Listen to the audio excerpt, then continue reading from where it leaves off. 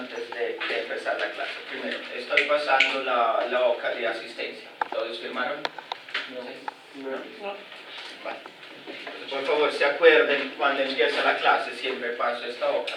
Es solamente poner una X al lado de su nombre. Se acuerden que tienen que siempre la paso, tienen que firmarla y después me la devuelven. Segunda cosa, hay alguien que me escribió para pedirme los trabajos, libros, notas de clase y eso, ¿sí? Los que todavía no me escribieron, que tienen uno de esos trabajos, el libro, notas de clase o eso, por favor me escriban. Los otros si trajeron el trabajo en uno de esos o algo, acabando la clase, podemos pasar en sala de profesores para mirar el trabajo, para que les diga cómo pueden empezar a trabajar sobre su libro, sus notas de clase, sobre escanear el libro, sobre eso. ¿Qué más cosas? Todos están inscritos a algún grupo. Las veces pasadas los dividí en grupos. Sí, todos están inscritos. Sí. Si hay alguien que todavía no está inscrito en ningún grupo, no sé quién más, por favor, acabando la clase también pasan y vamos a ver en qué grupo los inscribo. Busco los grupos que tengan poca gente y los escribo en grupo. Entonces esto también se acuerden ustedes acabando las clases. ¿Qué más cosa? Mañana me acuerdan, mañana tenemos clase en sala de sistema, me confirmaron la sala 4, ¿sí? De sistema. Me acuerdan, tenemos la primera exposición, no se olviden, los primeros 2 grupos tienen que exponer mañana. Acabando las exposiciones, o entre una exposición en otra, los inscribo al curso de Moodle, ¿sí? Entonces, los matriculo al curso y los inscribo al curso de Moodle, ¿vale? Para que todos puedan tener esta herramienta. Entonces, ¿qué vamos a hacer hoy? Voy a darle antes una introducción al programa del curso. Vamos a ver 6 unidades. Después una pequeña introducción a lo que es la física electromagnética. ¿Vale? Entonces, empezamos con el programa del curso. El programa está dividido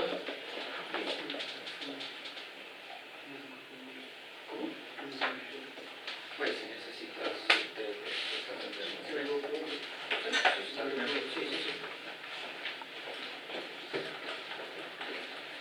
entonces el programa está dividido en 6 unidades. La primera unidad la podemos llamar campo eléctrico. Campo eléctrico. ¿Vale? Lo que escribo acá después lo pueden encontrar ahí este PDF en el curso del Moodle. ¿Sí? Entonces allá pueden descargar el PDF con el programa del curso. ¿Qué vemos en esta unidad? Vemos una introducción al curso. Introducción al curso, o sea, la clase de hoy. Vamos a ver lo que es el tema de la próxima clase, electrostática. La física electromagnética, creo que sepan, se ocupa de fenómenos, pues lo dice el nombre, eléctrico, o sea, por ejemplo, electricidad, la luz eléctrica, todo eso, y magnético. ¿Vale?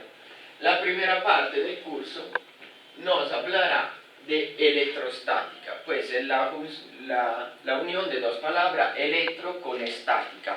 Estático quiere decir sin movimiento, en reposo, ¿sí? Entonces, la electrostática es el estudio de todos los fenómenos eléctricos donde las cargas eléctricas, que vamos a ver que son la próxima clase, no se mueven, están en reposo, ¿sí? Entonces, electrostática. Después vamos a ver qué es la carga eléctrica. ¿Vale? Fundamentalmente para nosotros serán los electrones. Vamos a ver también los tipos de carga eléctrica y las propiedades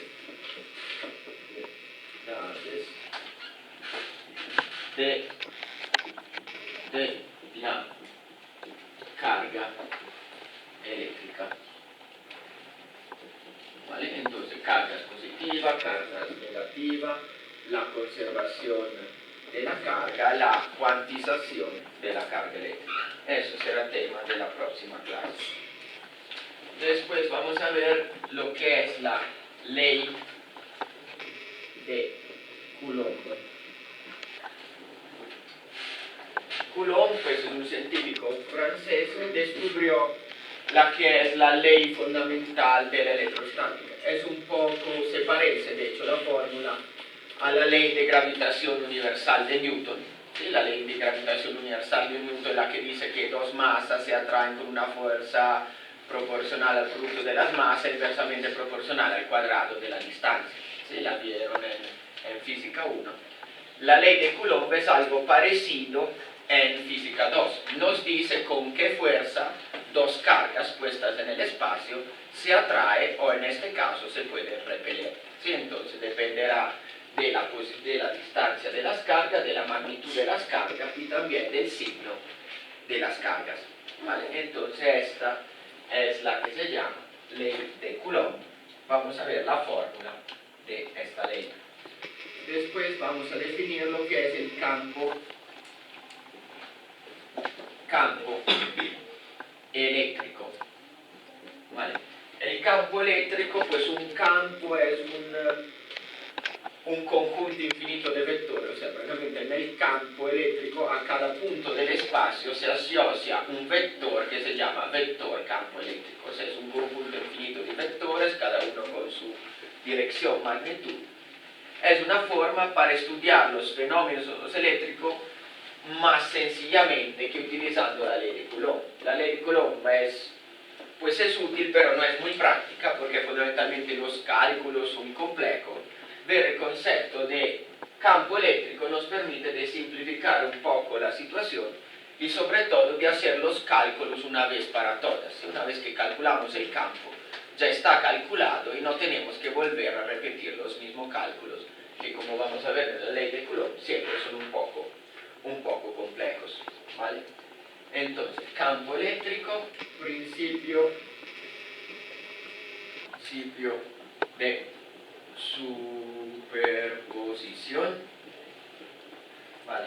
Fundamentalmente nos dice que el campo eléctrico de dos cargas, antes estudiamos el campo eléctrico de una carga, después el campo eléctrico de dos o más cargas, y el principio de superposición dice que el campo eléctrico de dos cargas es la suma del campo eléctrico de cada una. Vamos a ver que el campo eléctrico es formado por vectores, entonces será la suma vectorial del campo eléctrico de cada una. Esto dice el principio de superposición. Después vamos a ver campos eléctricos de cargas puntuales.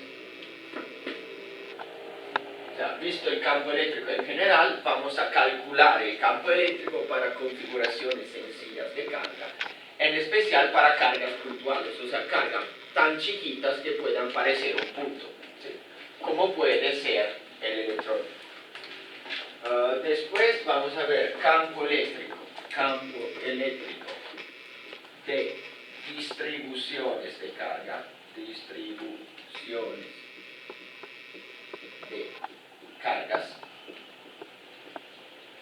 ¿vale? O sea, cuando la carga no es un punto, sino está distribuida sobre una línea, sobre una superficie, como podría ser esta hoja, o en todo el espacio, como podría ser en el espacio de este salón. Entonces, distribuciones de carga. Y último tema del capítulo, movimiento de partículas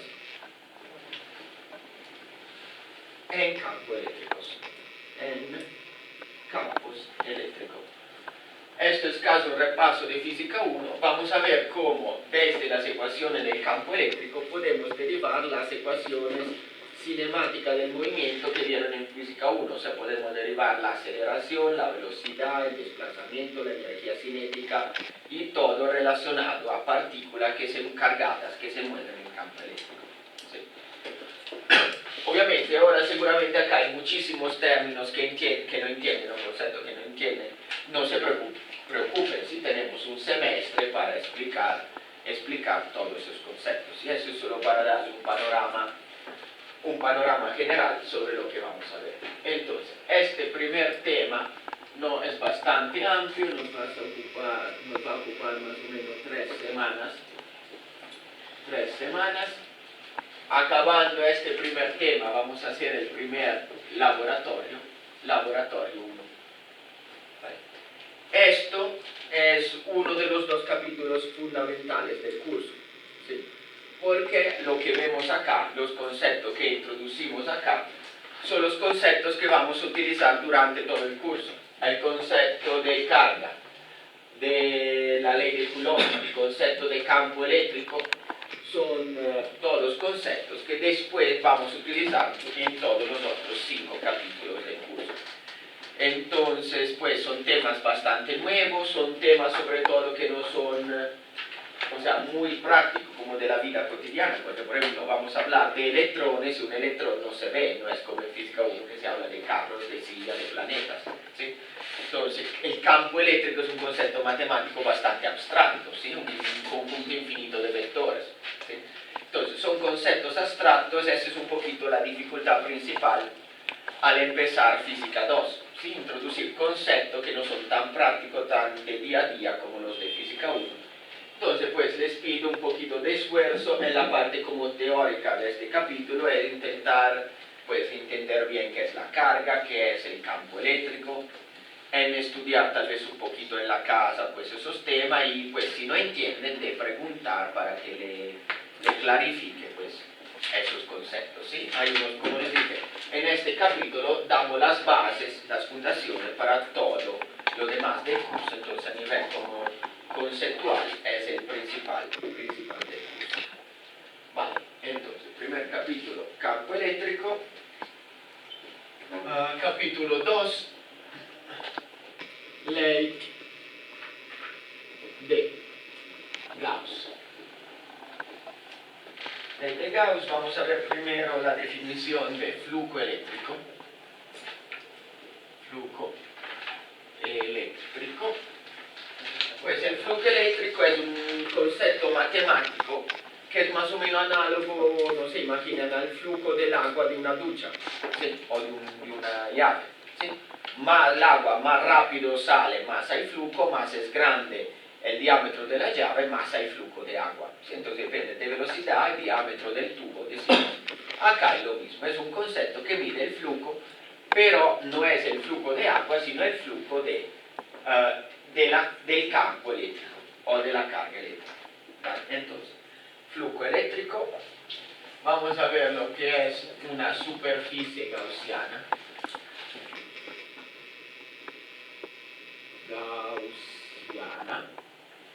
O sea, fundamentalmente una superficie cerrada sin huecos, ¿sí? Vamos a ver la ley de Gauss.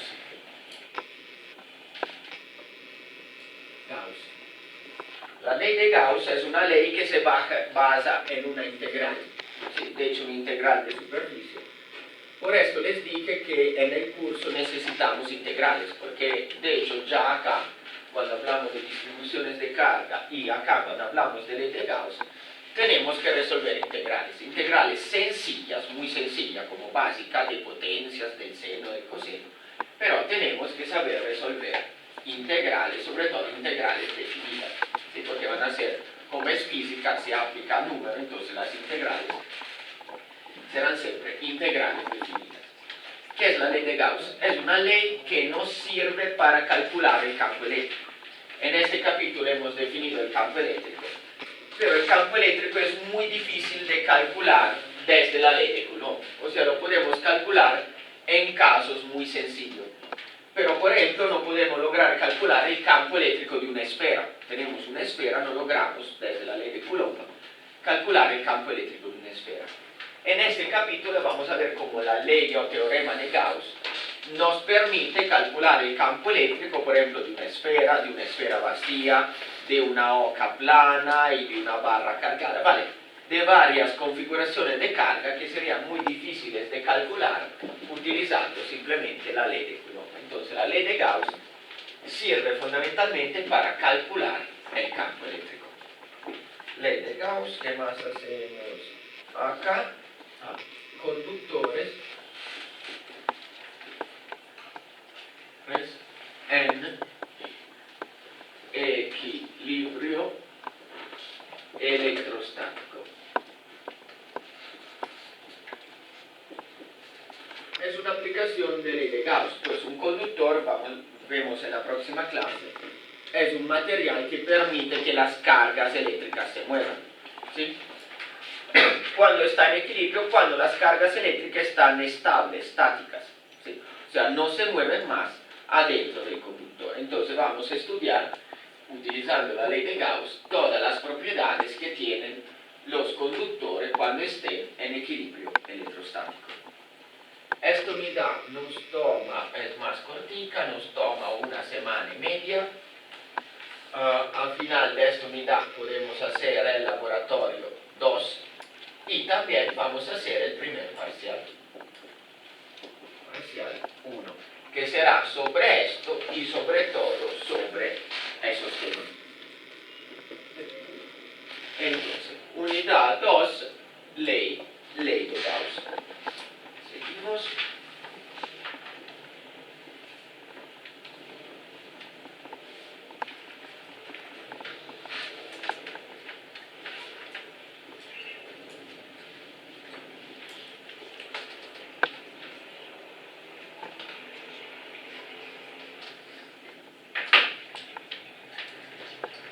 Unidad 3, potencial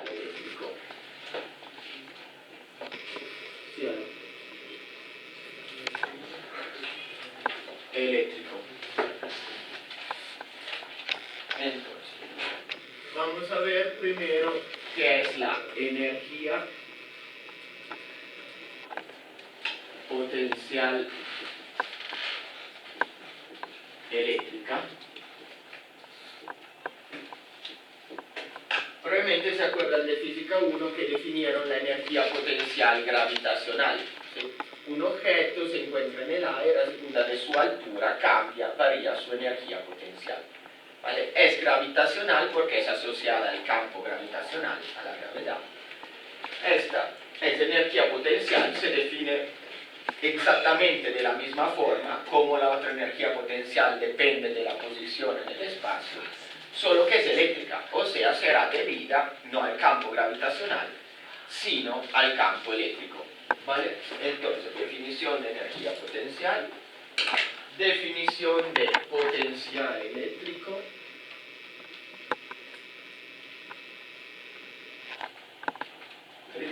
y de diferencia de potencial.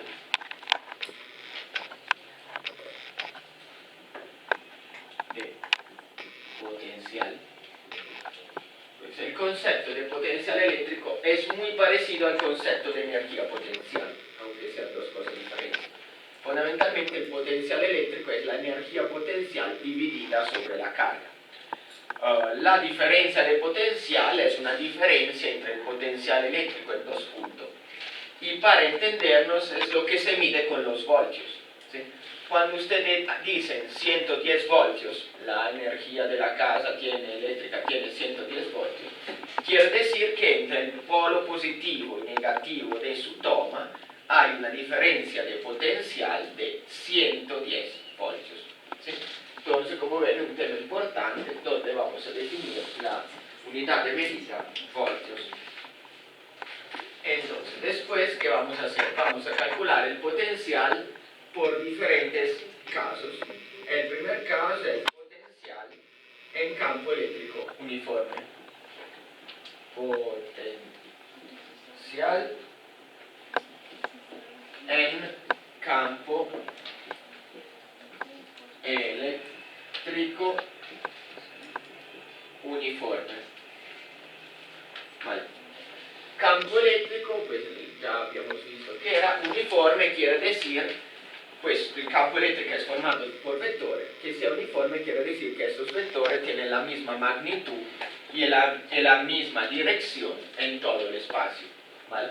Entonces, cuando tengamos un campo eléctrico uniforme, vamos a calcular una fórmula que nos da el potencial de este campo. Vamos a calcular el potencial de cargas puntuales. De cargas puntuales. Entonces, ¿qué tipo de potencial, qué tipo de función de potencial genera una carga que puede aproximarse a un punto? Vamos a ver cómo calcular el campo eléctrico desde el potencial. Primero, acá hemos visto cómo calcular el potencial desde el campo eléctrico. ¿Sí? De hecho, acá es el contrario, cómo calcular el campo eléctrico desde el potencial. De hecho, para hacer esto tendremos que resolver una integral, y para hacer esto, pues el contrario de la integral en la derivada, tendremos que resolver una derivada. Entonces, como ven, también en este capítulo utilizamos integrales y derivadas. Después vamos a ver potencial de distribuciones de cargas.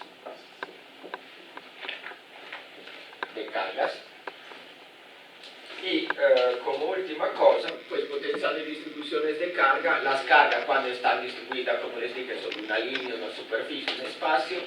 En el primer capítulo habíamos calculado el campo eléctrico. En este capítulo se calcula el potencial de una distribución de carga. Y última, potencial de un conductor cargado. ¿Vale? Entonces tenemos un conductor y pues cómo se puede calcular y las propiedades de su potencial. Esta unidad nos toma 2 semanas. Al final hacemos el que es el laboratorio 3. ¿Vale? Entonces, laboratorio 3.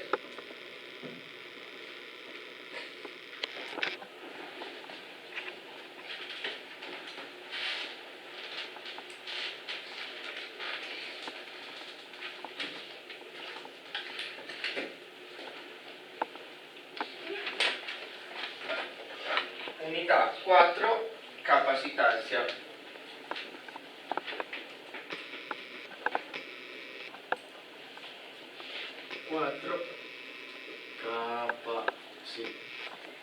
Capacitancia. Entonces vemos primero definición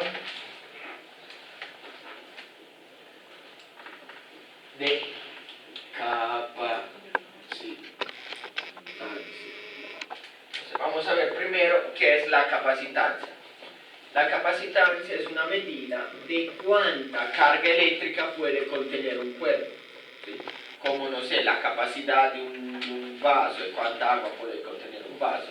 La capacitancia de un objeto es cuánta carga puede contener un objeto. ¿Vale? Vamos a ver cálculo de la capacitancia. La capacitancia. O sea, después de haberla definida, vamos a ver cómo se puede calcular, por ejemplo, la capacitancia de una esfera o de un capacitor o condensador formado por 2 placas metálicas paralelas. Entonces, ¿qué fórmulas nos permiten calcular la capacitancia? Después vamos a ver qué son los condensadores, o mejor lo vamos a llamar con el término correcto, que es capacitores. Y vamos a ver capacitores en serie y paralelo. ¿Vale? Entonces un capacitor es un objeto creado para almacenar carga eléctrica, o sea, para tener una capacitancia grande. ¿Sí? Vamos a ver cómo se construyen los capacitores, principalmente los capacitores formados por 2 placas metálicas paralelas separadas por un medio aislante, y vamos a ver qué sucede a su capacitancia cuando lo ponemos en serie, o sea, uno después del otro en el circuito, o en paralelo sobre dos ramas independientes de un circuito. Entonces vamos a calcular la capacitancia. En estos casos, vamos a calcular la energía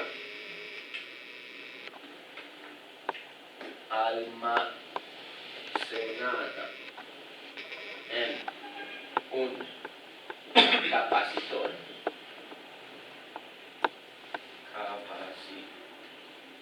O sea, vamos a ver que de hecho un capacitor no almacena carga, sino más bien almacena energía. Y vamos a calcular cuánta energía se almacena en un capacitor. Vamos a ver qué son los dieléctricos. Dieléctricos fundamentalmente es casi sinónimo de aislantes. Son unos materiales como caucho, azufre, vidrio, teflón, que se ponen entre las placas de un capacitor para incrementar sus propiedades y principalmente la capacitancia. Y último, la relación entre dieléctricos y campos eléctricos. Entonces, como los dieléctricos se relacionan con el campo eléctrico, por ejemplo, el campo eléctrico en un material de madera, en un material de plástico, y todo eso, cómo el dieléctrico afecta el campo eléctrico. Esto nos toma 2 semanas. Al final de esto vamos a hacer el laboratorio 4 y vamos a hacer también el parcial 2. Parcial 2 que será principalmente sobre estos temas, pero obviamente puede entrar algo de esto, porque de los temas precedentes, sí, 1 y 2, porque sobre todo el capítulo 1 es la base también de todos esos conceptos, entonces obvio que pueden entrar temas de los primeros capítulos. Vale, capítulo 4.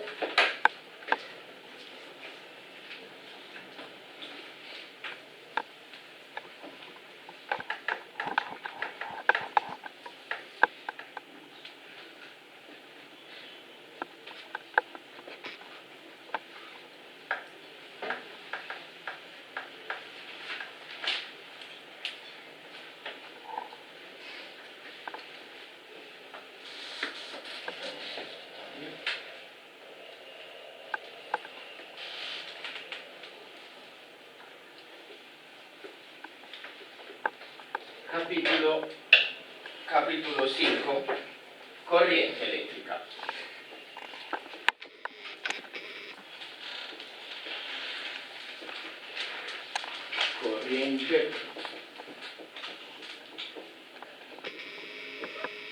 Corriente eléctrica.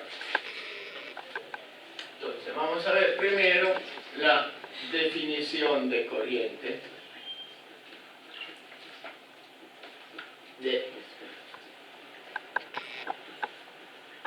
Corriente eléctrica, o sea, cómo se define la corriente, que fundamentalmente se define como carga sobre tiempo, o sea, la cantidad de carga que pasa en un determinado cable es la unidad de tiempo. Vamos a introducir unidad de medida, que es la unidad de medida del amperio, que es en el sistema internacional, es la unidad de medida de la corriente eléctrica. Vamos a ver un modelo de la corriente. Modelo de corriente eléctrica. O sea, un modelo microscópico, o sea, basado en electrones, el flujo de electrones, en velocidad de arrastre y estos conceptos que nos permite calcular, modelar cómo la corriente se crea, se produce y se transfiere en los cables eléctricos. Entonces, modelo de corriente eléctrica. Vamos a ver la ley de Ohm. La ley ley de Ohm relaciona tres de los conceptos principales de este curso, de este curso. El concepto de diferencia de potencial, el concepto de corriente eléctrica y el concepto de resistencia. ¿Vale? Relación en una ecuación sencilla, diferencia de potencial, corriente y resistencia eléctrica, para unos materiales, principalmente los metales, que se llaman óhmicos, o sea, que respetan esta ley, que es la ley de Ohm. Entonces, junto a la ley de Ohm, vamos a ver el concepto de resistencia eléctrica, para entendernos la que se mide en ohmios. ¿Sí? ¿Qué quiere decir resistencia? Es cuánto un material se opone al paso de las cargas, se opone al paso de la corriente. Un material con resistencia alta lo llamaremos aislante, no permite que pase la corriente. Un material con resistencia baja o muy baja se llamará conductor y permite que las cargas fluyan libremente, que pase mucha corriente. Con esto vamos a ver el concepto de potencia eléctrica.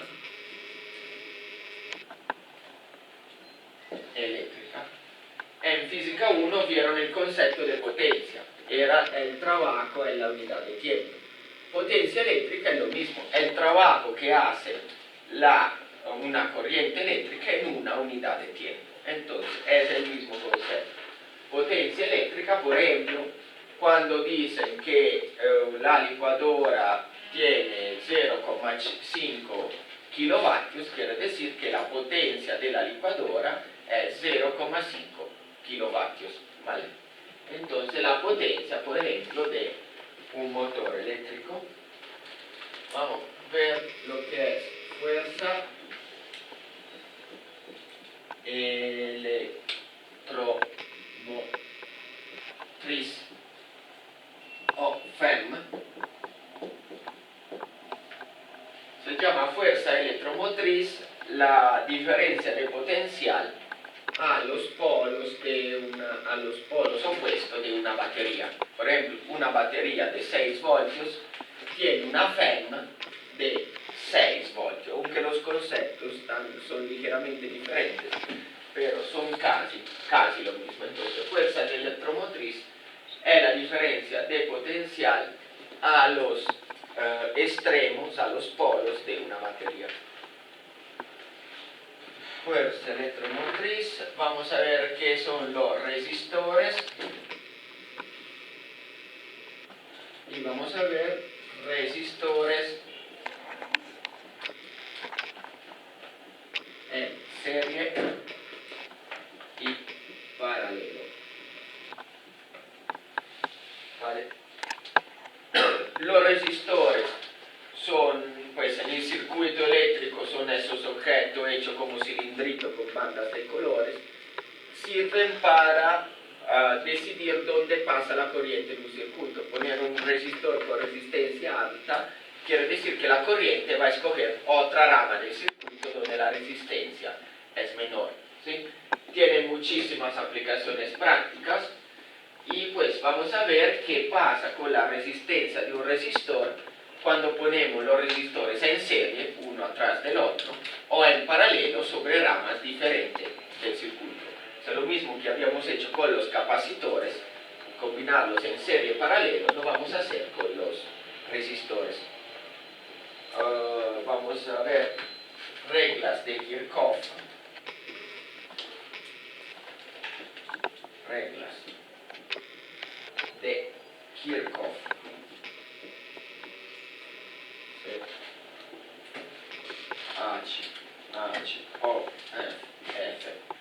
Reglas de Kirchhoff son una regla que sirven para resolver los circuitos. ¿Qué quiere decir? Un circuito es un conjunto de cable eléctrico, para entendernos en uno más mayor. Resolver los circuitos quiere decir que cuando nos dan los resistores presentes en un circuito, nosotros vamos a poder, y las baterías, nosotros vamos a poder calcular la corriente que circula en cada rama del circuito. Esto se hace por medio de la regla de Kirchhoff. Son dos reglas que tienen la ventaja que se pueden enseñar fácilmente a un computador, o sea, permiten automatizar sencillamente la resolución de circuitos. Un tema muy importante para lo que estudian eléctrica o electrónica, ¿vale? Resolución de circuitos, reglas de Kirchhoff. Y último, vamos a ver el circuito RC en serie. O sea, un circuito donde en lugar de haber o solo resistores o solo capacitores, van a haber un resistor y un capacitor conectado en serie. Y pues vamos a estudiar cómo se mueve la corriente en el tiempo en este circuito. Esta unidad también es amplia, nos toma 3 semanas. 3 semanas, al final de esta vamos a hacer el laboratorio 5. Y pues esta es la otra unidad importante del curso. ¿Por qué? Porque la primera era la unidad donde se introducían los conceptos básicos. Esta es la unidad más práctica, ¿sí? Aparte que tiene muchísimos conceptos prácticos muy importantes como amperios, ohmios, ley de Ohm, potencia, el concepto de resistor, resistores en serie paralelo, la regla de Kirchhoff. O sea, permite hacer muchísimos problemas, muchísimos ejercicios, ¿sí? Y es la unidad más aplicada e importantísima porque da la base para estudiar los motores eléctricos, los circuitos eléctricos, o sea, casi muchísimas de las casi infinitas aplicaciones de la física electromagnética, ¿sí? Entonces la otra unidad, por ser muy aplicada, que es muy, muy importante en el curso. Entonces, 5, último, 6, campos magnéticos. Campo magnético.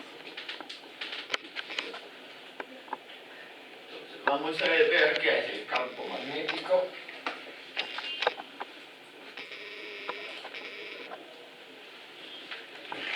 La fuerza magnética.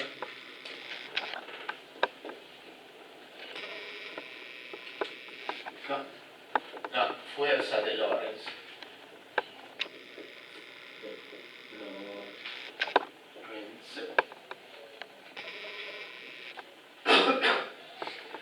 Entonces, este curso se llama Física Electromagnética. Hasta acá, hasta la unidad 5, bueno, se pusieron cuidado, pero solamente se habla de campo eléctrico y de fenómenos eléctricos. Los fenómenos magnéticos los vamos a analizar solamente en la última unidad del curso y vamos fundamentalmente a repetir todos los que hemos visto para los fenómenos eléctricos en los fenómenos magnéticos.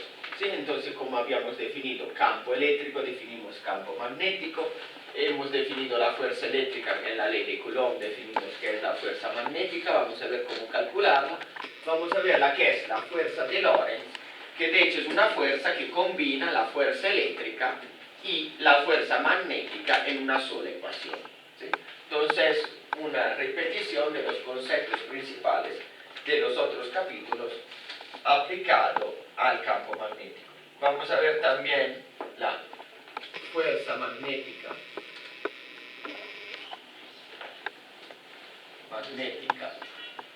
sobre un alambre. Ya vamos a ver cómo el campo eléctrico afecta un alambre, el campo magnético, disculpen, afecta un alambre que lleve corriente. Y vamos a ver si alcanzamos el flujo magnético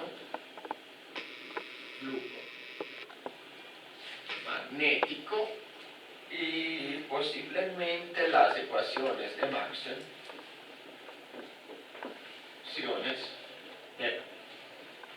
Maxwell, que son unas ecuaciones pues diferenciales. No las vamos a aplicar porque pues son como complejas de aplicar, pero podemos verla, por lo menos su forma, son 4 ecuaciones que resumen fundamentalmente todas las otras ecuaciones del curso. O sea, son ecuaciones diferenciales, 2 son del campo eléctrico, 2 son del campo magnético. Entre ellas, una de las ecuaciones de Maxwell es la ley de Gauss. ¿Sí? Pues, desde esas 4 ecuaciones se pueden derivar y predecir la totalidad de los fenómenos eléctricos y magnéticos. Un ejemplo, Hertz descubrió las ondas electromagnéticas, las que son a la base de todas las comunicaciones celulares, televisión, radio, todo eso, la descubrió como resultado teórico de las ecuaciones de Maxwell. O sea, antes de descubrirla, las predijo teóricamente como una de las soluciones de las ecuaciones de Maxwell. Vale. Esta es la última unidad, una semana y media. Acá hay el laboratorio 6 y el parcial final, que será sobre no solamente las últimas 2 unidades, sino sobre todo el curso. El parcial final será distribuido sobre todo el curso. Entonces, este es el programa del curso, es un programa bastante estándar de física electromagnética. Tal vez recorté algo del campo magnético porque si no al final nunca se logra llegar a hacer las últimas cosas, pero más o menos es lo que se hace en física electromagnética. Voy a intentar dejarlo sencillo. También, pues, lo que siempre digo, esto es un curso para tecnólogos de sistemas que pues necesitan saber algo de física electromagnética, pero no es la base de su carrera como para la carrera de eléctrica o de electrónica. ¿Sí? Entonces, pues, tal vez el curso puede resultar un poquito más sencillo, por lo menos los problemas o los conceptos que se enfrentan, comparado a como ven física electrónica, física electromagnética en otras carreras, donde es como una de las materias principales del curso. Igual, como hay gente de varias carreras, pues voy a introducir todos los conceptos principales. Simplemente no los voy a profundizar demasiado, no voy a ver aplicaciones demasiado específicas. Pero vamos a enfrentar todos los conceptos y a resolver todos los problemas principales que se pueden ver en física electromagnética. Entonces, antes de seguir con la segunda parte de la clase de hoy, ¿hay alguna duda o pregunta o sugerencia sobre este programa? ¿Alguna cosa? ¿No? Bueno, igual vamos a tener todo el semestre para desarrollar estos conceptos. Entonces, vamos a ver, esto está acá. Borremos todo esto y vamos a ver una pequeña introducción al curso.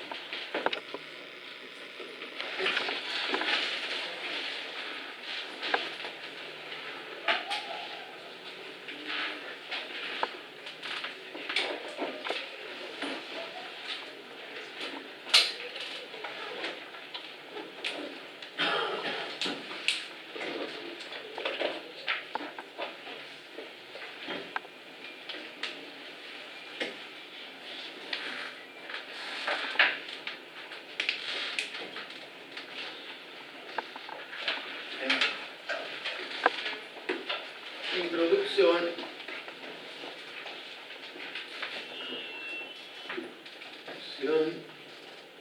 al electromagnetismo.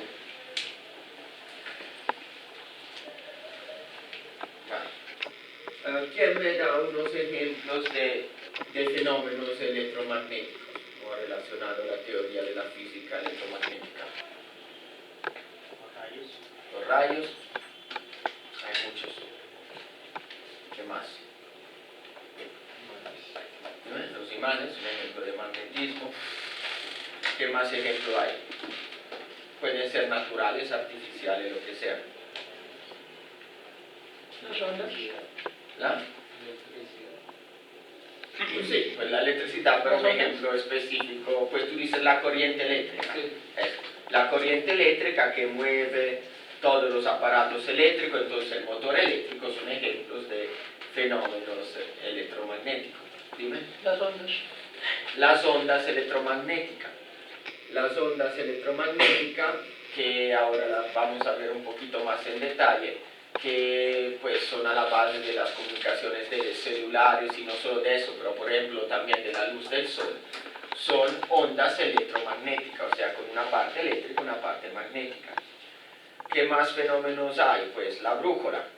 La brújula se basa en el campo magnético de la Tierra, fenómenos magnéticos. El horno a microondas. Las microondas del horno a microondas, que calienta la comida, son ondas electromagnéticas, también hace parte de las ondas electromagnéticas. Como les dije, la luz natural y la luz eléctrica, las dos son ondas electromagnéticas en parte de los fenómenos eléctricos. Una parte más, todavía más básica, las fuerzas atómicas. ¿Sí? Lo vamos a ver como en la segunda o tercera clase. Un átomo, o en la exposición de los compañeros también, un átomo básico se puede representar como un protón positivo al centro con un electrón negativo que gira alrededor. ¿Sí? Eso sería el modelo más sencillo del átomo de hidrógeno. ¿Sí? Todos los átomos tienen un número diferente de protones, puede haber 2, 3, 4 protones que están en el centro y un mismo número de electrones que giran alrededor. ¿Vale? Entonces, ¿por qué el átomo es estable? Porque, vamos a ver en la segunda clase, por la ley de Coulomb, esta carga es positiva, esta carga es negativa, carga de signos opuestos se atraen. ¿Sí? Esto explica la estabilidad del átomo, se explica por qué el átomo se porta como un planeta. Los planetas son atraídos por el Sol, giran alrededor del Sol, porque la fuerza gravitacional actúa como fuerza centrípeta, si se acuerdan de física 1. El electrón, por lo menos en nuestro modelo sencillo, gira alrededor del protón porque la fuerza eléctrica actúa como fuerza centrípeta. ¿Sí? Entonces, los fenómenos atómicos y químicos se pueden explicar en términos de electricidad. ¿Sí? De hecho, por ejemplo, y toda la estructura de la materia, ¿sí? Este tablero, la pared son sólidos, ¿sí? Y el aire es un gas o el agua es un líquido, dependiendo de sus propiedades eléctricas, de las propiedades eléctricas de sus átomos. Por ejemplo, los átomos de este tablero están enlazados por fuerzas eléctricas muy intensas, entonces no puedo separarlos y el material es sólido. Los átomos de un líquido están conectados por fuerzas eléctricas más débiles, entonces si introduzco una mano en el líquido puedo apartar los átomos. Los átomos de un gas tienen fuerza todavía más débil, de hecho los átomos no están enlazados uno con el otro, entonces un gas se expande libremente en el espacio porque los átomos son libres de irse. ¿Sí? Todos estos fenómenos se explican como fenómenos eléctricos, donde los enlaces eléctricos entre átomos y moléculas de las diferentes sustancias pues son más o menos intensos. ¿Sí? Entonces la física electromagnética puede parecer, pues, a primera vista algo muy abstracto. ¿Sí? Uno puede pensar que solo habla de corriente eléctrica, de luz eléctrica, de fenómenos que no se ven. ¿Sí? Pero en realidad tiene una aplicación práctica grandísima. O sea, todos los motores eléctricos, todos los aparatos eléctricos, en las comunicaciones. ¿Sí? Todas las comunicaciones eléctricas se basan en los fenómenos electromagnéticos. Y una importancia todavía más grande en el sentido que constituyen los átomos, se estructuran debido a fuerzas eléctricas y pues los átomos son la base de toda la materia, incluidos nosotros. ¿Sí? Entonces las aplicaciones de la teoría electromagnética son muchísimas, ¿vale? Para que entiendan entonces que pues, los fenómenos electromagnéticos no son solo los rayos, solo la brújula, pero todo, ¿sí? Incluido esta pared y la luz que nos llega desde la ventana. Entonces, seguimos la introducción al curso con otra cosa que siempre es bueno especificar, o sea, ¿cuántos tipos de fuerzas existen en la naturaleza? Hasta el momento, ¿qué tipo de fuerzas vieron ustedes en física 1? Gravitacional. ¿Vieron alguna más? Vale, entonces, ¿vieron la que es fuerza gravitacional? Es la fuerza que, por ejemplo, estructura el sistema solar. O sea, el Sol atrae los planetas por fuerza gravitacional, o la Tierra atrae ese marcador por fuerza gravitacional. Después vieron muchas fuerzas, vieron las fuerzas de tensión, las fuerzas normales, las fuerzas de fricción, la fuerza elástica, ¿vale? La fuerza, ¿qué más hay? La fuerza de presión, ¿vale? Muchos tipos de fuerza. De hecho, todos esos tipos de fuerzas se llaman, no sé si les dividieron las fuerzas entre fuerzas de campo o a distancia y fuerzas de contacto. Tensión, presión, normal, son todas fuerzas de contacto. O sea, cuando dos objetos se tocan. Todas las fuerzas de contactos, por lo que les dije antes, son contacto entre los objetos. Contactos entre los objetos quiere decir contactos entre los átomos de los objetos. Todas las fuerzas de contacto, de hecho, se pueden incluir en las fuerzas eléctricas, ¿vale? Por ejemplo, mi mano hace contacto con el tablero porque esa sería una fuerza pues normal o de presión de la mano sobre el tablero, si quiere. Pero el tablero ejerce una fuerza normal sobre mi mano, ¿vale? Entonces, esta fuerza es la fuerza de los átomos de mi mano contra los átomos del tablero, ¿sí? De hecho, los átomos nunca llegan a tocarse.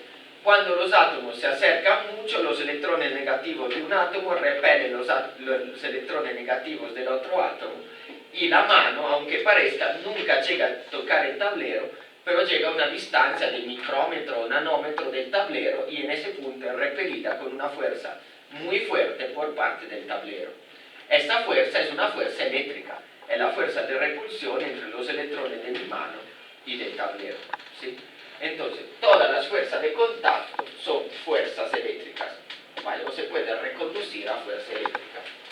Entonces, ¿qué vemos los tipos de fuerzas? Son fuerza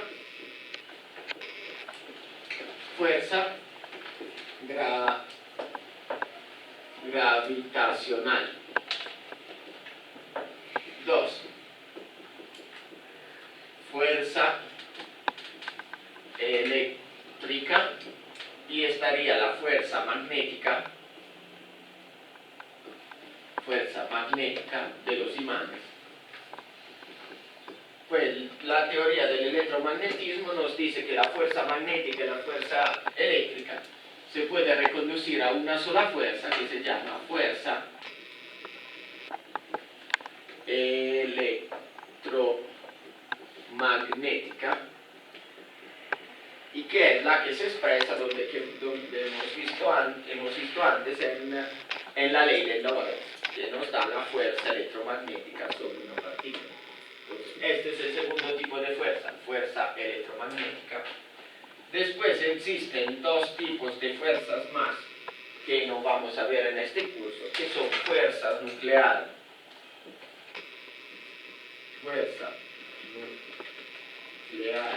débil y fuerza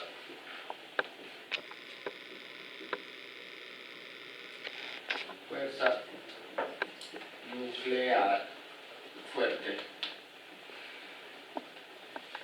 Son fuerzas nucleares, que quiere decir adentro del núcleo de los átomos. Por ejemplo, explican por qué un átomo que tenga dos protones, por fuerza eléctrica, los protones tendrían que repelerse, ¿verdad? Son los dos positivos, tendrían que repelerse, no tendrían que estar concentrados en el núcleo. En realidad pueden estar ahí porque entre ellos se crean fuerzas nucleares. Fuerte,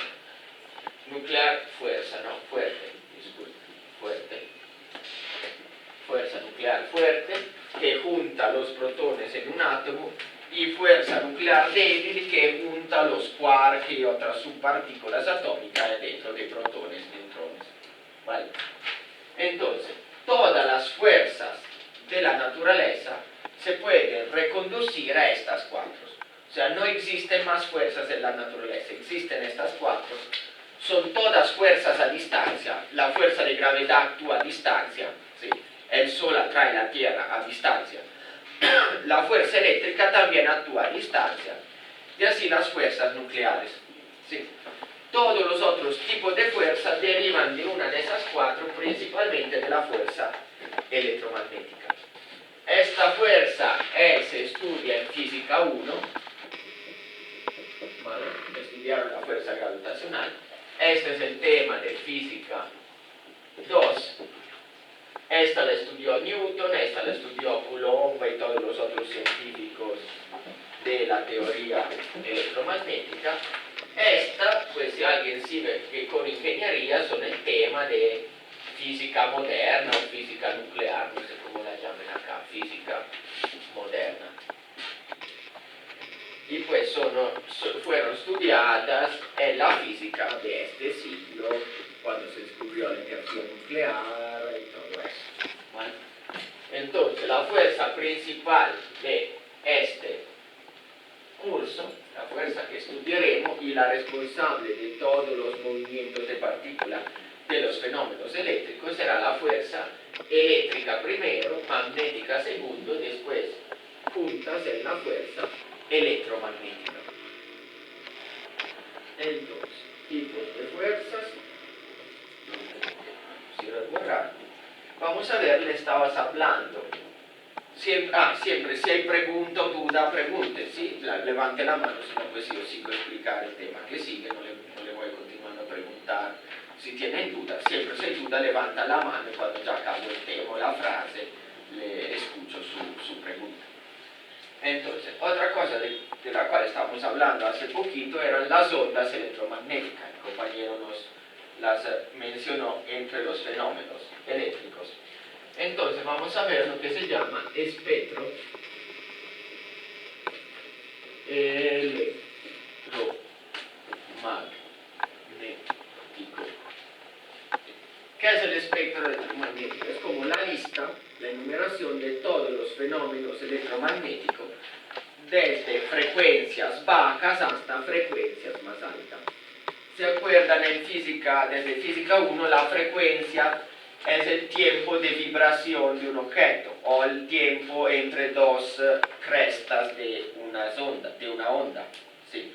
O el tiempo de vibración del péndulo, o sea, el tiempo que el péndulo se demora a volver en la misma posición, eso es el periodo. Número de periodos es un segundo, es su frecuencia. Por ejemplo, si el péndulo hace 10 oscilaciones por segundo, su frecuencia se dice que es 10 hercios, ¿vale? 10 oscilaciones por segundo. Entonces esta es la frecuencia. Las ondas electromagnéticas, ¿qué son? Son pues las ondas del mar, que son oscilaciones del mar, ¿sí? Las ondas sonoras, que son oscilaciones del aire que llegan a nuestros tímpanos y nos hacen escuchar los ruidos. Las ondas electromagnéticas no son nada más que oscilaciones, o sea, variaciones de magnitud del campo eléctrico y del campo magnético. ¿Sí? Entonces el campo eléctrico y el campo magnético oscilan en el tiempo, o sea, aumentan y disminuyen de forma periódica, y estas oscilaciones se llaman ondas electromagnéticas. Como todas ondas tienen una frecuencia y tienen una longitud de onda, que son relacionadas por, pues, eso no se ve en este curso, pero por la velocidad de la luz, ¿vale? Entonces, las ondas electromagnéticas son todas el mismo fenómeno, o sea, todas son oscilaciones de campo eléctrico y magnético, pero a segunda de su frecuencia pueden presentarse con fenómenos muy diferentes, aunque la base física es toda la misma, ¿sí? Cambia solamente la frecuencia. Entonces, desde frecuencias bajas hasta frecuencia, acá está la frecuencia, hercios, desde frecuencias bajas hasta frecuencias más altas. Las ondas electromagnéticas con frecuencia más bajas utilizadas comúnmente son las ondas radio, ¿sí? Las que se dicen ondas largas, ¿sí? Las radios antiguas, después están las ondas radio AM, FM, cada vez aumentan de frecuencia, pero decimos las ondas radios. O sea, las comunicaciones de las emisoras, ¿sí?, nos llegan por ondas radios, un tipo de ondas electromagnéticas con frecuencias bajas, ¿sí? miles o millones de hercios, que para esto, o sea, 10 a la 6 hercios. Por eso la radio, no sé si vieron, por ejemplo, selecciona 101,5. ¿Qué quiere decir 101,5? No sé qué emisora sea. Quiere decir 101,5 megahercios, ¿sí? O sea, millones de hercios, ¿sí? Es la frecuencia de las ondas. Después de las ondas radio están las ondas de televisión. Tienen una frecuencia un poquito más alta, ¿sí? Después de esto están las ondas de celulares.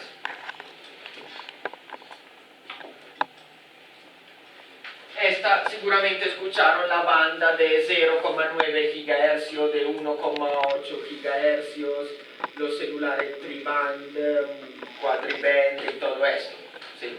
¿Qué quiere decir? Las diferentes frecuencias de onda que puede recibir. 0,9 GHz quiere decir 0,9 por 10 a la 9 hercios, o sea, oscilaciones por segundos. 1,8 es una frecuencia doble, ¿sí? Entonces, todos los celulares utilizan ondas electromagnéticas de la frecuencia de alrededor de 1 GHz, o sea, 10 a la 9 oscilaciones por segundo. Después, frecuencia más alta, las microondas. Del horno a microondas, ¿sí? ¿Qué hace el horno a microondas? Sirve para calentar la comida. ¿Cómo funciona? Tiene una frecuencia de ondas que pues genera una longitud de onda parecida al tamaño de las moléculas de agua, más o menos.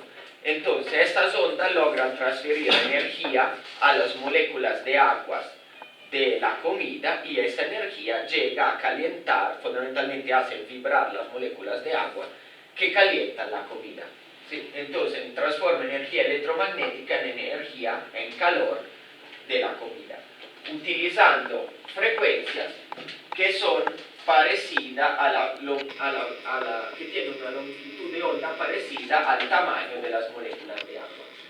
Por esto dicen que los celulares pueden ser peligrosos, ¿sí? Porque si nosotros pusiéramos, pues obviamente la cabeza en un horno a microondas, nos cocina primero que todo los ojos y esas partes. Por eso el horno a microondas tiene como una malla metálica para permitir que las ondas no salgan. Los celulares producen ondas de frecuencia más baja, pero parecida a las microondas. Entonces, por eso pueden utilizar, por ejemplo, el audífono para el celular, el viva voz. Porque, pues, si no, el celular podría, pues dicen, no es comprobado, pero calentar un poquito las moléculas, por ejemplo, de los ojos o del cerebro, y podría causar daños, ¿vale? Porque, pues, tiene una frecuencia parecida a las microondas. Vale, microondas, ¿qué sigue? Cada vez con frecuencia más alta. Siguen los rayos infrarrojos. La luz infrarroja. ¿Vale? ¿Qué quiere decir?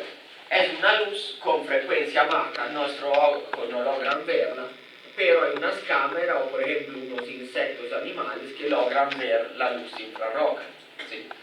Cuando es emitido esto, un cuerpo caliente, pues lo calentamos bastante, se vuelve rojo, lo vemos como el bombillo, lo vemos también con nuestros ojos. Pero por ejemplo, si es 40, 50 grados, 30 grados como el cuerpo humano, no es suficientemente caliente para hacer luz visible, emite luz infrarroja, y por ejemplo eso permite ver de noche. No sé si vieron las imágenes de la cámara infrarrojo, se pasa una persona, la persona es más caliente del aire, emite luz infrarroja y se puede ver con unas cámaras especiales, ¿sí? Entonces el infrarrojo. Después está la luz visible. La luz visible es una pequeña porción del espectro electromagnético. Se pasa desde rojo, naranja, amarillo, verde, azul y violeta, ¿sí? Los colores del arco iris. ¿A qué corresponden los colores del arco iris? Corresponden cada uno a una luz con frecuencia diferente, frecuencia que va aumentando desde el rojo hasta el violeta, ¿sí? Obviamente hay una infinidad de colores diferentes, o sea, se dice que el arco iris tiene 7 no es realidad. El arco iris tiene infinitas tonalidades, cada una va cambiando gradualmente en la otra, ¿sí? Cada tonalidad corresponde a una diferente frecuencia de la luz visible, ¿sí? Entonces está toda la luz visible. Como ven, son fenómenos muy diferentes. Uno no diría que radio y luz visible son el mismo fenómeno, solamente con frecuencia diferente. Ah, y otra cosa, no piensen que haya divisiones netas, ¿sí? O sea, los celulares van cambiando el microondas, las microondas infrarrojo, el infrarrojo en el visible de forma gradual, ¿sí? No es que hay confines netas, aunque uno por comunidad lo divida en categorías. ¿Qué irá después de la luz visible? Ultravioleta. Ultravioleta, la luz UV. La luz ultravioleta es producida, por ejemplo, por el sol, es la que nos quema. Si los rayos UV es la que pues, nos queman por el sol, ¿sí? Tiene una energía más grande de la luz visible. Nuestros ojos no lo logran ver, por eso es particularmente peligrosa, ¿sí? Y por esto, de hecho, es peligroso, por ejemplo, no compren gafas de sol baratas, ¿sí? Esas que venden en la calle a 3.000 pesos. ¿Qué pasa? Las gafas no protegen de los rayos UV, o sea, son oscuras, protegen bien de los rayos de la luz normal, o sea, uno mira y pues aparentemente la luz no molesta porque el ojo no es sensible a los rayos UV. Pero ¿qué pasa? Las gafas no tienen un filtro para la luz ultravioleta que igual llega a nuestro ojo, ¿sí? Y hace más daño. ¿Por qué hace más daño? Porque de hecho el ojo queda bien abierto porque pues no tiene la molestia de la luz visible y la luz ultravioleta llega al ojo y llega directamente a la retina, ¿sí? Entonces es más peligroso utilizar gafas de sol baratas que no utilizar nada. Si no utilizamos nada, nosotros por instinto pues cubrimos los ojos porque la luz nos molesta. Si utilizamos gafas baratas, la luz UV pasa en las gafas de sol y nos entran directamente al ojo, ¿sí? Entonces es importante un par de gafas que cubra, que corte también los rayos UV. ¿Por qué los rayos UV son peligrosos? Porque tienen una energía, como ven, la energía va aumentando. Esta energía es suficientemente alta para que los rayos UV logren superar las defensas de nuestra piel y lograr el centro de la célula. En el centro de la célula está el ADN, ahí los rayos UV pueden descombinar, crear daños en el ADN, ¿sí? Y pues de ahí producir tumores y problemas y todo eso, ¿sí? Y es por eso que queman la piel, ¿sí? Porque logran superar las defensas de la piel, ¿sí? Entonces pues rayos ultravioleta, energía más alta, tienen como más capacidad de penetrar en los objetos, ¿sí? Después de los rayos ultravioletos están los rayos X. Los rayos X son los que se utilizan en las radiografías, ¿sí? Tienen energía todavía más alta, ¿sí? Son todavía más penetrantes, por eso logran pasar nuestro cuerpo a hacer una radiografía. Los huesos los bloquean más o menos, la piel, los músculos los cruzan libremente, ¿sí? Son todavía más peligrosos porque cruzando nuestro cuerpo pueden interactuar con todas nuestras células y también pueden causar tumores. La radiografía se hace, pero es un tiempo de pocos segundos, ¿sí? Si uno fuera expuesto a rayos UV, a rayos X, disculpen, todo el día, no solo los quemarían como los rayos ultravioletos, pero podrían entrar adentro de nuestro cuerpo, o sea, día de exposición a rayos UV matan simplemente una persona inmediatamente, aparte de generar tumores y todo eso, ¿sí? De hecho, no es bueno hacer demasiadas radiografías, ¿sí? Si uno puede, es mejor escoger hacer una resonancia o una, ¿cómo se llama?, una ecografía que utiliza ondas de sonido que no son peligrosas, ¿sí?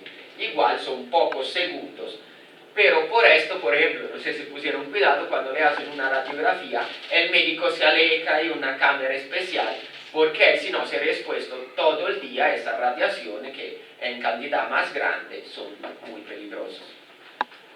Los últimos rayos son los rayos gamma. ¿Cómo se hace la gamma? Como algo así. Rayos gamma son los rayos de las radiaciones nucleares. Son los rayos también de los rayos cósmicos, ¿vale? Son todavía energía más alta, son todavía más penetrantes, la radiación nuclear pasa las paredes, pasan cualquier cosa, sirven paredes de plomo de muchos metros para contenerlas, igual no completamente. Y pues todos saben que la radioactividad es todavía más peligrosa, ¿sí? Porque penetran en nuestro cuerpo y también dañan el ADN y todo esto, ¿sí? Entonces, acá tenemos todo el espectro de fenómenos electromagnéticos, desde las ondas radio hasta los rayos gamma. Frecuencia baja quiere decir energía baja, frecuencia alta quiere decir energía alta. Vale. Entonces, esta era la parte de espectro electromagnético. Seguimos, vamos a ver la hora, vamos bien, faltan 10 minuticos. Seguimos con una pequeña parte de historia. Pues igual hay un grupo que hará una exposición más detallada sobre la historia.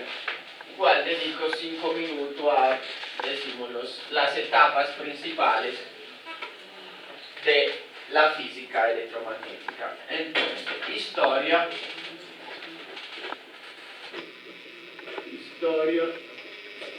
del electromagnetismo.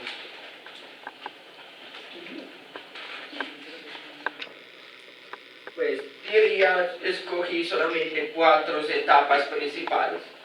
La primera es alrededor de 2000 años antes de Cristo, y en China, los chinos fueron los primeros a estudiar los fenómenos magnéticos. Pues vale, los rayos, por ejemplo, son fenómenos eléctricos, siempre existieron. Pues los hombres primitivos veían los rayos, pero no entendían el fenómeno, ¿sí? Entonces estamos hablando de cuando se empezó a entender o a estudiar los fenómenos de forma un poco más consciente, ¿sí? Entonces, en China empezaron a estudiar, pues China es rica en magnetita, las tierras de China son ricas en magnetita, que es el material que se utiliza para hacer imanes naturales, ¿sí? Parecido al hierro, pero un imán está hecho de magnetita. Ustedes saben, los imanes, según como lo ponemos, se atraen, se repelen, se pueden dividir en imanes más pequeños. Todo esto los estudiaron los chinos, y esto lo llevó, pues mucho más adelante, pero lo llevó a la invención de la brújula, que es un imán, ¿sí?, que se orienta a lo largo del campo magnético terrestre. La Tierra tiene un campo magnético, la brújula se orienta a lo largo de este campo magnético. Entonces, primero, en China, el magnetismo. Segundo, alrededor de 700 años antes de Cristo, en Grecia,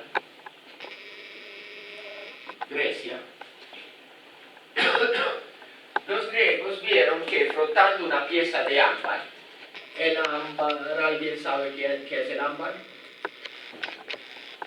¿No? Pues de hecho Colombia es uno de los principales productores de ámbar. Se utiliza para joyas, ¿sí? Parece una resina, como un plástico amarillo, y muchas veces se pueden encontrar como insectos incrustados adentro del ámbar, ¿sí? Lo utilizan como joyas, son joyas bastante grandes, así parecen piedritas o plástico, pero en realidad es una resina fósil, ¿vale? Grecia también es rica en ámbar. Sí, los griegos vieron que frotando un pedazo de ámbar, lo acercaban, por ejemplo, a hoja seca o hierba seca, ¿sí?, y veían que el ámbar lograba atraer esos pedacitos de hojas o de hierba, ¿vale? Esto, pues, lo estudiaron este fenómeno, ¿sí? Ámbar en griego se dice electron, es la palabra griega, electron, palabra griega para ámbar. Entonces, electron dio el nombre de electricidad.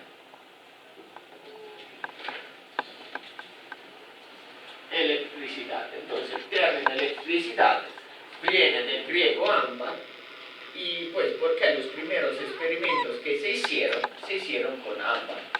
Al día de hoy se pueden hacer, lo vamos a hacer como tal vez primer laboratorio lo pueden hacer, con plástico y hocas de papel, pues los griegos no tenían ni plástico ni papel, no podían, pero si ustedes frotan un esfero de plástico bastante con un paño de lana, lo acercan a una hoja, un pedacito de hoja de papel, el plástico atrae la hoja de papel. Esto es un fenómeno eléctrico. Entonces estos fenómenos fueron estudiados por la primera vez en Grecia. Después nos acercamos mucho más, 1785 DC, después de Cristo, Coulomb,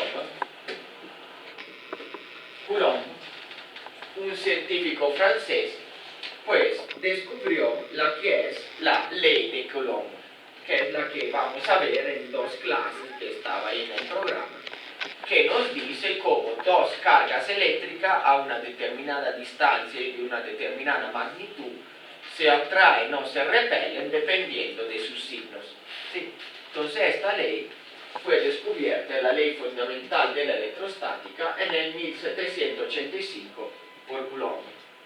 Esta se puede definir como la fecha del nacimiento de la teoría electromagnética, ¿sí? Como el año de nacimiento de la teoría electromagnética moderna.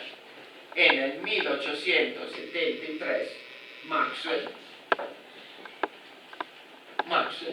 desarrolló las ecuaciones que también le decía antes, le citaba antes, las cuatro ecuaciones de Maxwell, que fundamentalmente resumen todas las leyes del electromagnetismo. Entonces la historia del electromagnetismo no es, por lo menos de la teoría moderna, no es tan grande. De 85 a 73 hay 88 años. En estos 88 años prácticamente fue desarrollada toda la teoría que vemos en este curso.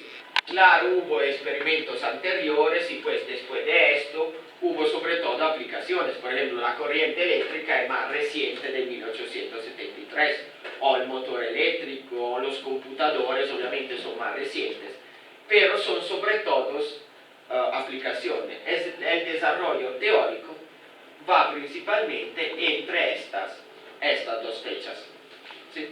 Cuando empezó la teoría y cuando se encontró una formulación definitiva de la teoría que es la misma que utilizamos todavía al día de hoy. O sea, la teoría no se adelantó mucho con respecto a lo que se conocía en ese tiempo.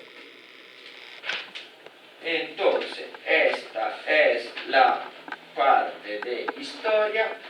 Como última cosa, dos temas que son un pequeño repaso de unas cosas que habían visto en Física 1.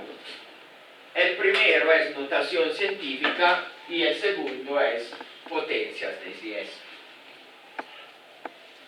Entonces, pues notación científica supongo la utilizaron en Física 1, ¿sí?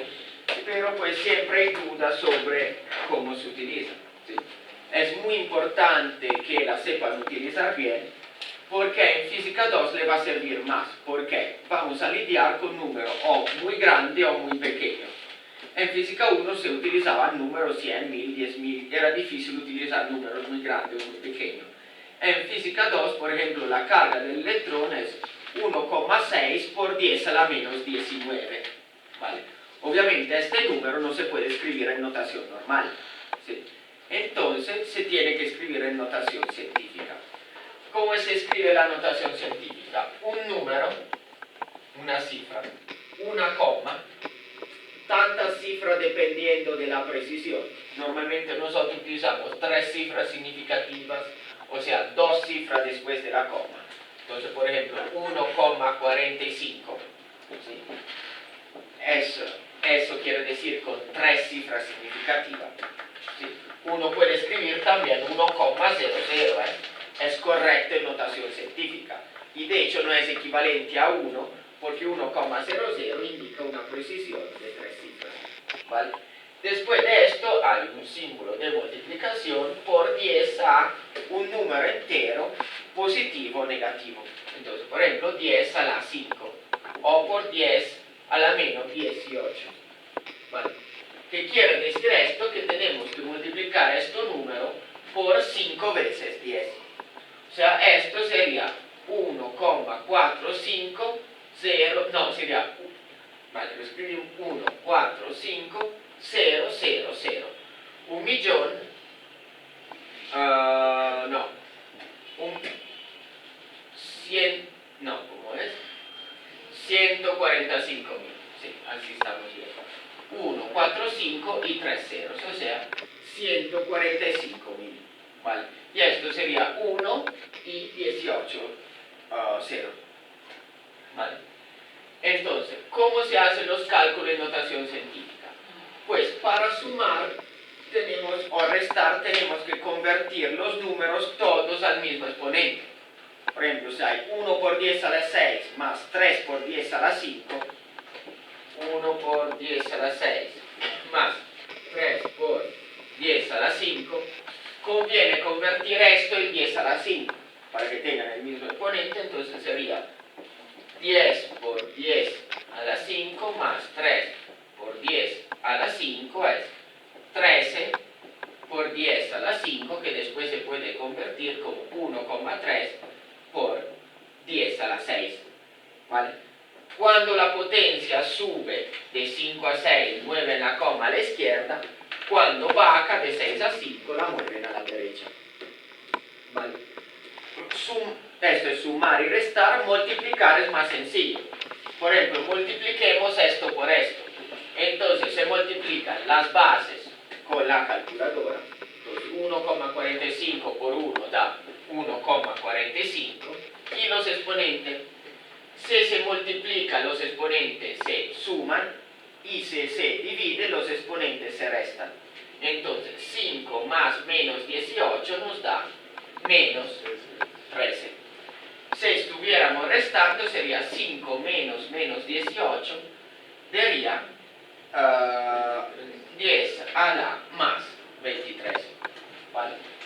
Si queremos elevar a potencia, por ejemplo la 3, entonces se eleva 1,5 a la 3 con la calculadora, y 5 por 3, 15, ¿vale?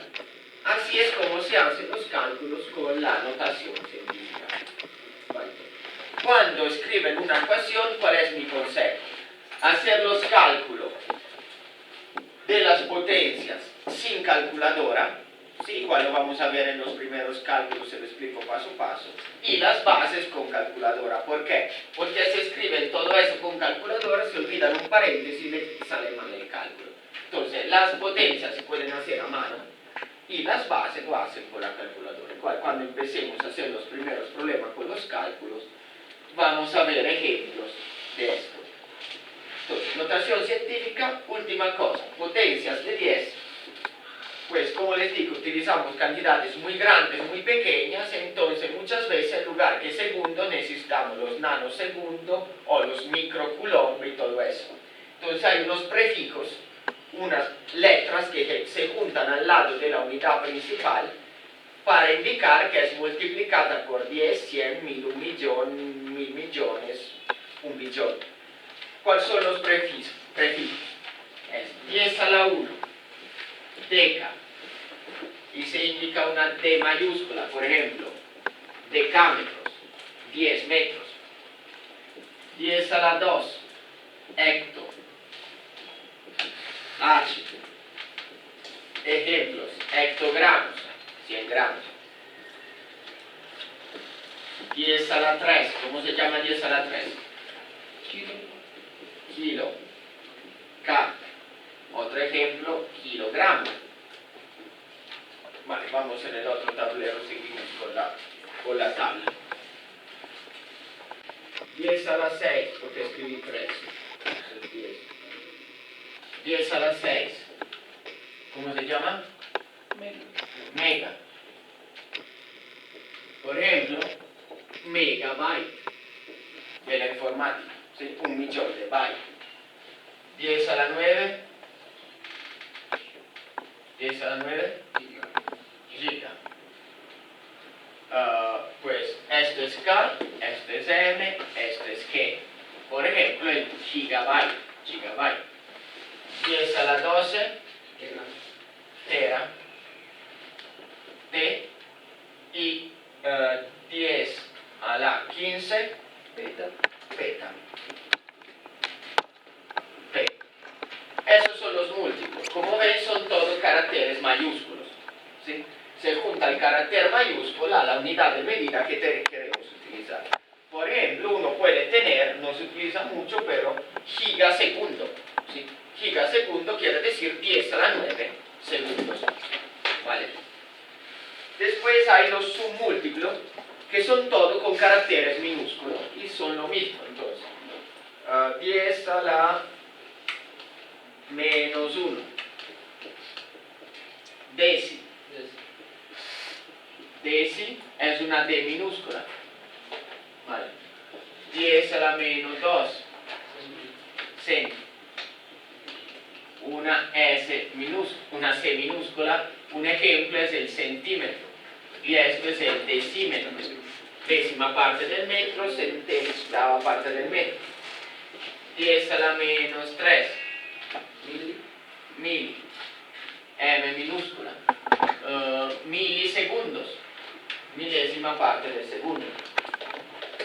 10 a la menos 6, micro, eso es un carácter griego, es una mu, ¿sí? Se lee microsegundo, entonces por ejemplo, microsegundo, ¿vale? Es parecido a una U, más o menos. 10 a la menos 9, nano, una N. 10 a la menos 12, pico. Sí, 10 a la menos 12, pico, sí. Y 10 a la menos 15, femto. Son los últimos, F, siempre minúscula, ¿sí? ¿Vale? Entonces, estas son los submúltiplos. También esto podemos tener el pico faradio. El faradio será una unidad de medida de la capacitancia. Pico faradio quiere decir 10 a la menos 12 faradios, ¿vale?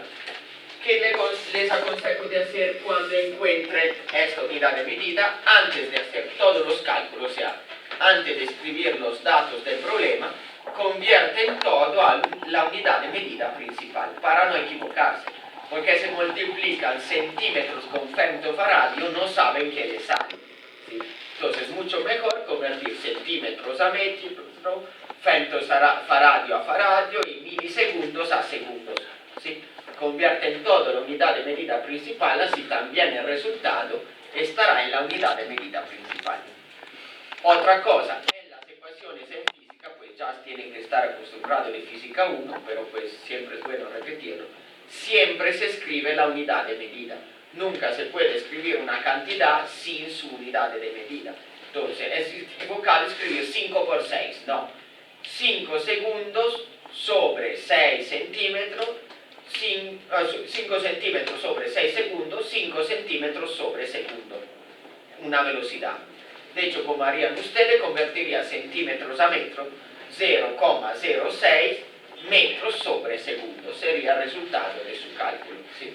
Entonces, siempre escribir las unidades de medida y siempre convertir todos los números a la unidad de medida principal. Es por eso que es importante conocer estos prefijos, porque si en un problema les doy microsegundo, tienen que saber qué quiere decir por 10 a la menos 6. Entonces, hay preguntas sobre esto. Con esto hemos acabado la clase de hoy. Hoy todavía no les doy tarea para la casa porque es una clase introductoria. ¿No tienen duda? No, vale. Entonces, la próxima clase vamos a empezar a definir, pues, hablar de física electromagnética, a decir que definir la carga eléctrica, ver sus propiedades. Les recuerdo, los que todavía no tengan grupo o quieran enseñarme los archivos que les envié para que les dé como indicaciones sobre cómo trabajar, ahora vamos a sala a profesores para ver eso. Con todos los otros, gracias por su atención y nos vemos mañana en salas de sistemas, la sala 4. Que tengan